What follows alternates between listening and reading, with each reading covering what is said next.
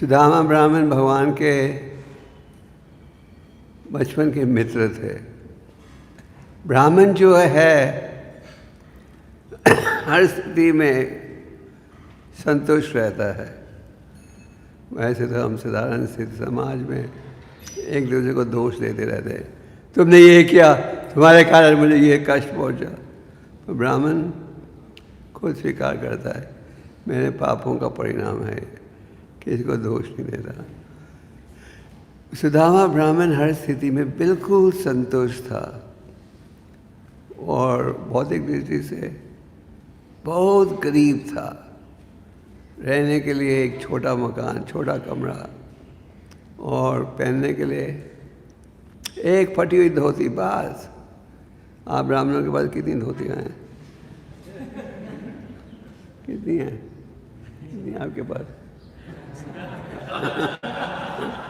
अच्छा, सुदामा ब्राह्मण का एक ही फटी हुई धोती थी और उनकी पत्नी एक पुरानी साड़ी बस।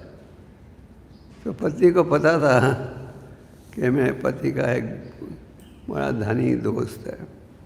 तो पत्नी बार बार कहती थी आप आपके धनी मित्र को क्यों नहीं मिल के आते। तो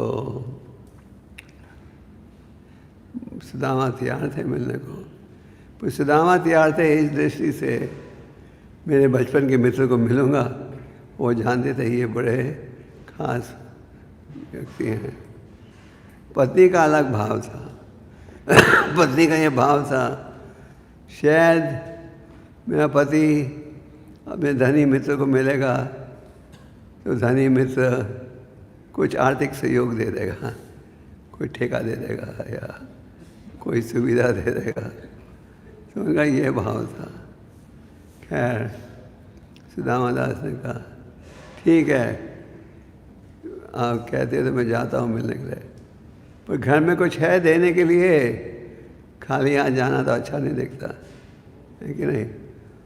ये लगभग हर समाज और धर्म में रिवाज है कि आप मिलने जाओ किसी संत को तो कुछ साथ लेकर जाओ। रशिया में भी कोई भी आता है कोई फूल या कुछ लेके आता है। तो पत्नी ने ढेर देखा घर में कुछ भी नहीं था, इतने गरीब थे। तो पड़ोस के मकानों से, पड़ोसियों से थोड़ा 4 मुट्ठी पौवा चूड़ा उन्होंने इकट्ठा करके एक कपड़े में बांध कर दे दिया। तो सुदामा जी गए, पहुंच गए द्वारका। इतनी लंबी यात्रा की, द्वारका पहुंचकर उस महल में पहुंचे जहाँ की भगवान थे रुक्मिणी के साथ। भगवान के हजारों महल थे द्वारका में और हर महल सजा हुआ था गहनों के साथ, हीरे मोतियों के साथ। एक समय नारद मुनि गए थे द्वारका में देखने कि भगवान अपनी अद्भुत लीला कैसे प्रकट करते हैं। इतनी पत्नियां हैं, अपना विस्तार करते हैं। उन्होंने देखा कि हर महल में भगवान थे अलग लीला के साथ। तो भगवान ये दूसरा सुदामा पहुंच गए कहाँ? भगवान के महल में। भगवान दूर में बैठे थे बिस्तर में रुक्मिणी के साथ। उन्होंने दूर से देखा, ओह मेरा बचपन का मित्र आ रहा है। तुरंत ही वहाँ से उठकर गए बचपन के मित्र को मिलने। बचपन के मित्र को गले लगाया, चरण धोए। चरण धोए भगवान ने खुद।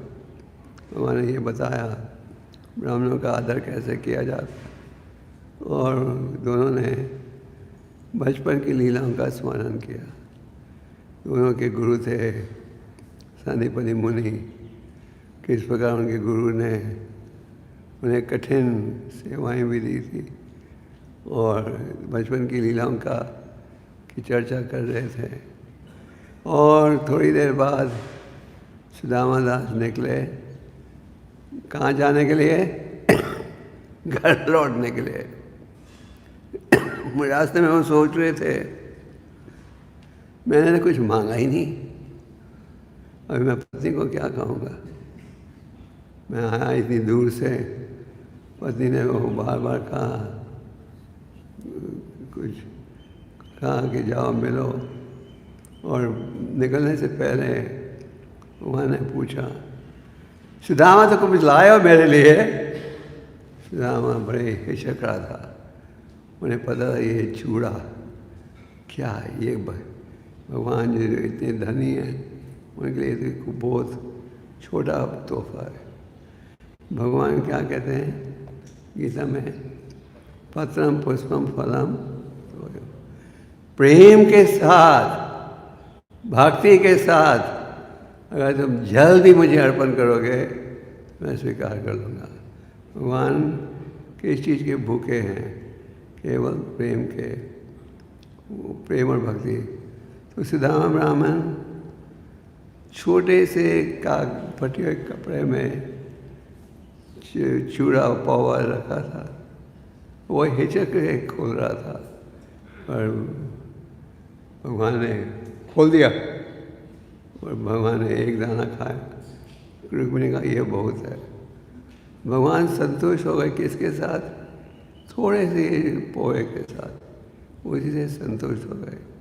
तो भगवान को प्रसन्न करना कठिन नहीं है, केवल प्रेम और भक्ति की आवश्यकता है। तो सुदामा ब्राह्मण चले घर की ओर, और रास्ते में यही सोच रहे थे, मैं तो इतनी दूर से आया, मैंने कुछ मांगा भी नहीं मेरे मित्र से, अब मैं पत्नी को क्या कहूँगा? यही भाव था। पर गीता में क्या है? सर्वस्य चा मेहदी सानिविष्टो माता स्मृति ज्ञानम वानजा। मैं हर के हृदय में विराजमान हूँ, स्मरण अपोहानम, दोनों की योग्यता मेरे से आती है। जिनमें योग्यता है भगवान का स्मरण करने की, वो योग्यता आती है भगवान से। जो भगवान को भूलना चाहे वो सुविधा भी आती है। जैसे आज के वातावरण में जो भगवान को भूलना चाहते हैं, बहुत ही आसान हो गया है। आपके स्मार्टफोन्स में आप हर चीज़ का दर्शन ले सकते हो। ये तो छूट है, भगवान ने हमें छूट दी है। तो सुदामा ब्राह्मण ने तो कुछ नहीं मांगा, तो भगवान समझ गए थे क्या है उनकी इच्छा। तो सुदामा ब्राह्मण जब घर पहुँचे तो उन्होंने क्या देखा? उनका टूटा हुआ घर, आपका गड़ी का घर, उसके सामने महल था। उनका घर है वो, उनका टूटा हुआ घर एक कमरे का महल बन गया है। महल में अनेक सेवक हैं और महल सजा हुआ है। उनकी पत्नी फटे हुए कपड़ों की जगह अच्छी साड़ी से सजी हुई है। तो समझ गए कि ये घटना किसकी कृपा से ये घटना बीती है? उनके मित्र की कृपा से।